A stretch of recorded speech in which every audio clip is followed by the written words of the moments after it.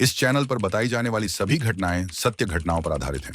हम प्रत्येक विषय पर गहराई से शोध करके प्रामाणिक जानकारी प्रस्तुत करते हैं।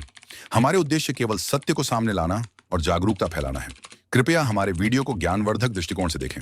हेलो दोस्तों, आज फिर मैं आपके सामने अपराध की एक सच्ची घटना लेकर आई हूँ। हमारे समाज में शादी का बंधन पवित्र माना जाता है, लेकिन जब इसमें छल, धोखा, लालच शामिल हो जाए तो यही रिश्ता एक दिन खतरनाक रूप ले लेता है। एक व्यक्ति जो अपनी पत्नी से बहुत ज्यादा प्यार करता है, शादी के 2 साल बीतने के बाद आखिर उन दोनों के बीच में ऐसा क्या हो जाता है कि पति ने पत्नी की हत्या कर देता है। हत्या करने के बाद उसके शव को एक सूटकेस में भरकर बाथरूम में रखकर घर से भाग जाता है। कुछ दूर जाने के बाद वो खुद फोन करके बताता है कि मैंने अपनी पत्नी की हत्या कर दी है। आखिरकार उन दोनों के बीच में ऐसा क्या हुआ था कि पति ने अपनी पत्नी की हत्या कर दी और खुद ही फोन करके बताया। आइए इन्हीं सवालों का जवाब जानते हैं मेरे साथ अपने चैनल सच्चे गुना। आज की घटना बेंगलुरु में रहने वाले 35 वर्षीय राकेश खेड़कर की है, जो एक सॉफ्टवेयर इंजीनियर था और वो हिताची कंपनी में एक सीनियर मैनेजर के पद में कार्य कर रहा था। राकेश की शादी जब हुई जब वो अपने परिवार के साथ पुणे में रहता था। उसकी शादी 2022 में गौरी नाम की लड़की से हुई।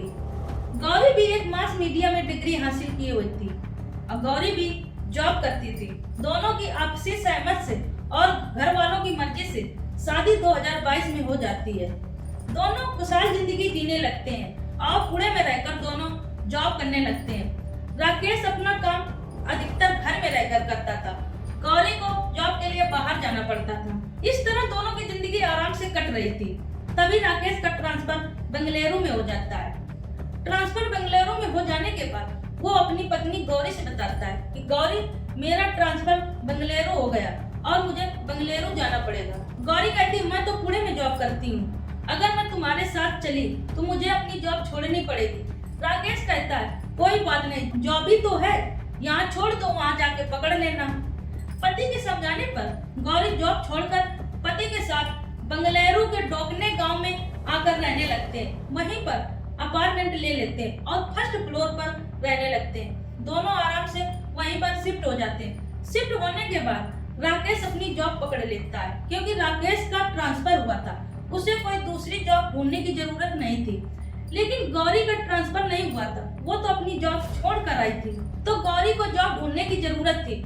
वो जॉब की तलाश में लग जाती है और कई कंपनियों पर अपने डॉक्यूमेंट्स लगाती है और कई जगहों पर इंटरव्यू भी देने जाती है। आखिरकार 1-2 महीने बीतने के बाद गौरी को कोई जॉब नहीं मिलती। राकेश तो अपनी जॉब में आराम से लग जाता है।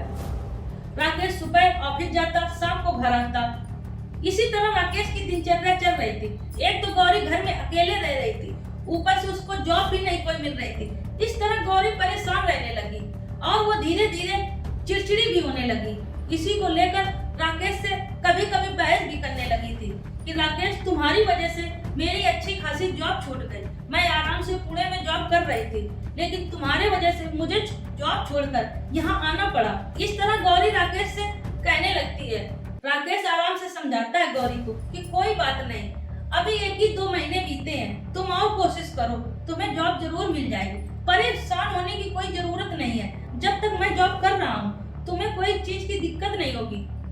इस तरह राकेश आराम से गौरी को समझा लेता है। उस दिन तो गौरी मान जाती है। कुछ दिन बीतने के बाद गौरी फिर राकेश से उसी बात को लेकर लड़ने झगड़ने लगती है और इस तरह उन दोनों के रिश्तों में लड़ाई झगड़ा की शुरुआत हो जाती है। जॉब न होने के कारण अक्सर गौरी राकेश को ताना मारने लगती थी कि तुम्हारी वजह से मुझे अपनी जॉब छोड़कर आनी पड़ी। तुमने अपना करियर देखा, मेरा करियर नहीं देखा, मेरा क्या होगा, मैं तो घर में अकेले रहकर बोर हो जाती। यही ताना मार मार कर दोनों के बीच में आए दिन लड़ाई झगड़ा शुरू हो जाता है। इस तरह धीरे धीरे समय बीतता जाता है। दोनों की लड़ाई झगड़ा भी काफी बढ़ते जाते हैं। तभी 26 मार्च 2025 को गौरी शाम को खाना बना रही होती है। खाना बनाते बनाते यही बात वो सोचने लगती है कि बताओ, मेरी तो जॉब छूट गई, मैं यहाँ पर सारा दिन रहती हूँ। जॉब से राकेश शाम को घर आ जाता है।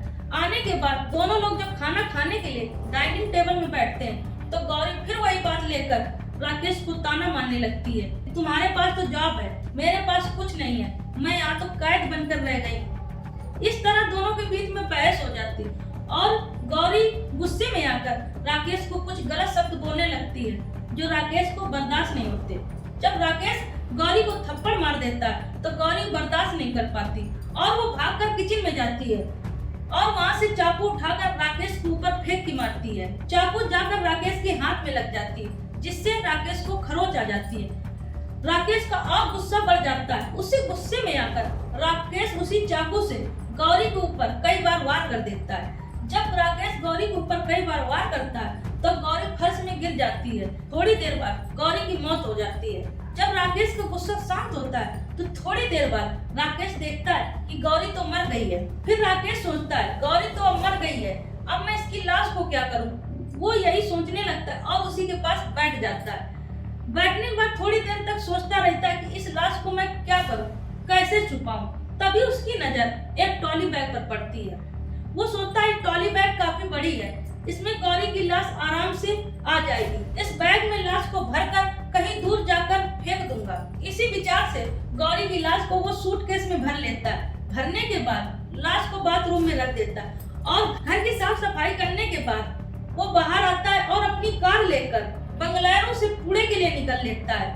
रास्ते में थोड़ी दूर जाने के बाद उसके दिमाग में विचार आता है कि गौरी आखिर मेरी पत्नी थी, मैंने उसकी लाश को इस तरह बैग में भर के रख दिया, इससे तो गौरी की लाश सड़ जाएगी और उसका अंतिम संस्कार भी नहीं हो पाएगा। यही सोचकर वो कॉल मकान मालिक को मिलाता है और मकान मालिक से कहता है कि मैंने अपनी पत्नी की हत्या कर दी है और उसी का शव वही घर पर रखा है। जब मकान मालिक ये बात सुनता है तो उसके तो होश उड़ जाते हैं और वो फौरन पुलिस स्टेशन में फोन करता है और बताता है कि ऐसी ऐसी घटना हो गई।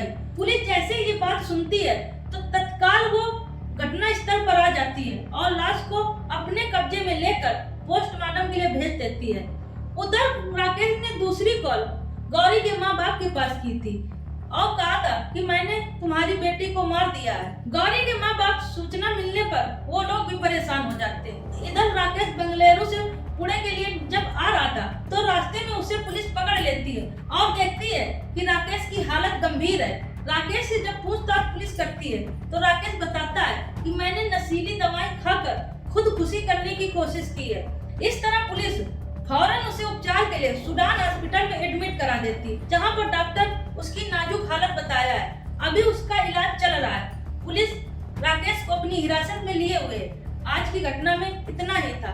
कल फिर हम इसी समय पर एक और नए अपराध की घटना लेकर आपके सामने हाजिर होंगे। जब तक आप हमारे साथ बने रहिए सत्य गुना चैनल में। धन्यवाद।